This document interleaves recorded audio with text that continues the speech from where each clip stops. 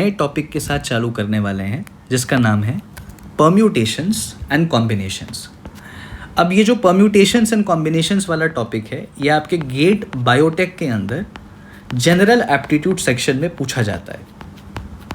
और permutations and combinations जिसको आता है ना, वो एक्चुअली हमारे इंजीनियरिंग मैथ के अंदर जो टॉपिक है प्रोबेबिलिटी, उसमें भी अच्छा परफॉर्म करेगा, क्योंकि प्रोबेबिलिटी के अंदर भी कई क्वेश्चंस ऐसे हैं जिन्हें आप तभी सॉल्व कर सकते हैं जब आपको परम्यूटेशंस एंड कॉम्बिनेशंस की नॉलेज हो। तो ये एक बहुत ही इंपॉर्टेंट टॉपिक है आपके गेट बीटी एग्जामिनेशन के लिए।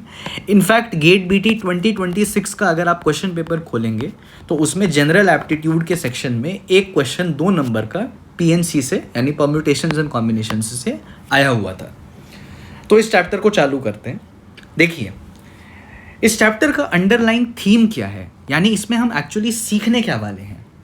इस चैप्टर के अंदर हम ये सीखने वाले हैं कि how to count without actual counting.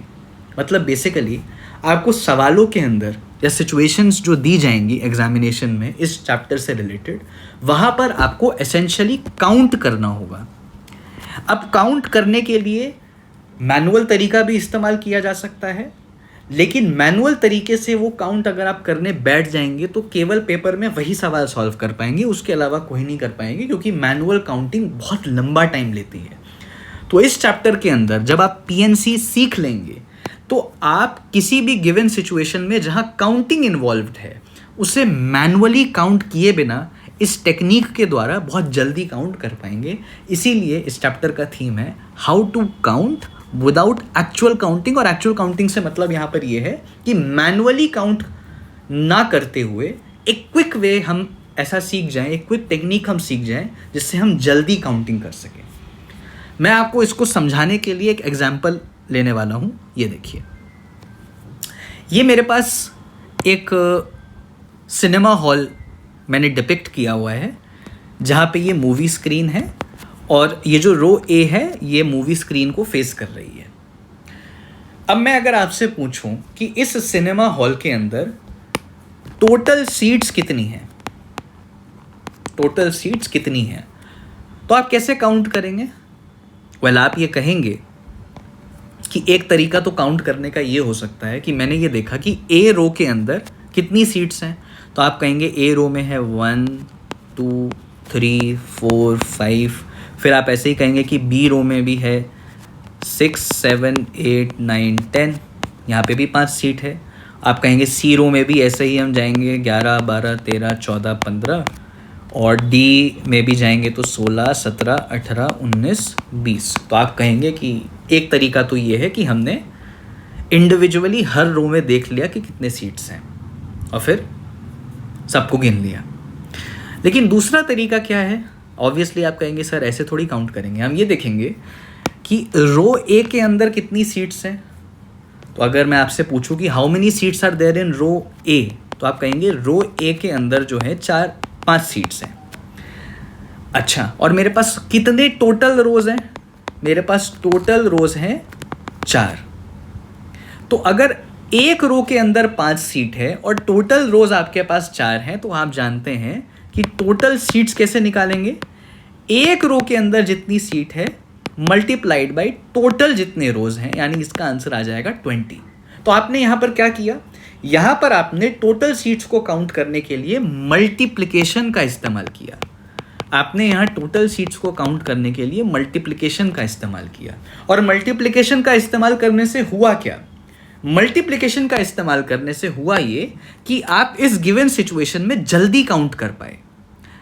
हम मैनुअल काउंटिंग से बच गए, क्योंकि मल्टीप्लिकेशन का ज्ञान होने से हमें फ़ायदा यहाँ पर ये हुआ कि अगर हम ये जानते हैं कि ए रो के अंदर 5 सीट्स हैं और टोटल रोज 4 हैं, तो 4 यानी नंबर ऑफ रोज इनटू 5। 5 क्या डिपिक्ट कर रहा है? 5 हमें ये बता रहा है कि एक रो के अंदर कितनी सीट्स हैं, तो नंबर ऑफ सीट्स इन 1 रो।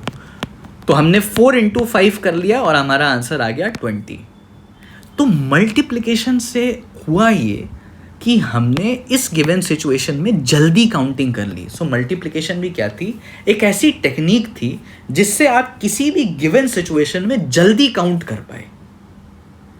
तो जब मैं ये आपको कह रहा हूँ ना कि हम इस चैप्टर के अंदर ये सीखने वाले हैं कि how to count without actual counting, मैं आपको इसको रिलेट करने के लिए मल्टीप्लिकेशन का एग्जाम्पल दे रहा था कि कैसे बचपन में जब हम मल्टीप्लिकेशन नहीं जानते थे या उसका एसेंस नहीं समझते थे तो हम इस सिचुएशन में मैनुअली काउंट करते, हर एक रो में नंबर ऑफ सीट्स देखते।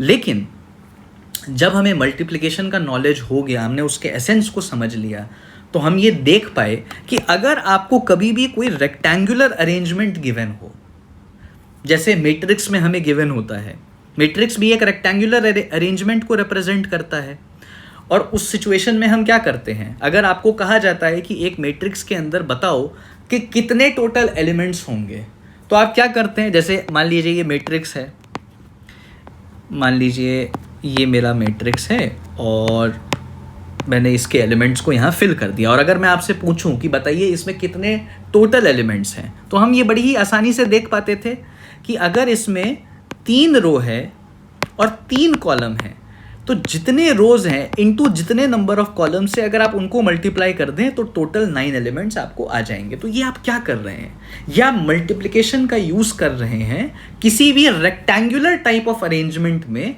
काउंट करने के लिए, जैसे कि इधर दे रखा था। तो ये रेक्टेंगुलर अरेंजमेंट थी, तो सिंपली लेंथ इनटू ब्रेड्थ, जहाँ पे लेंथ जो है वो ये 5 है और ये ब्रेड्थ जो है 4 है, इनको अगर आपने मल्टीप्लाई कर दिया तो आपके पास टोटल नंबर ऑफ एलिमेंट्स इस मैट्रिक्स के अंदर आ गए। तो ये भी एक तरीका था काउंट करने का, जो हम जब बड़े हुए, जब हमने मल्टीप्लिकेशन सीखी तो हमें समझ आया। तो वही मैंने इस एग्जाम्पल में आपको डिपिक्ट किया हुआ है। अब देखिए इस क्वेश्चन को मैंने कैसे सॉल्व किया था।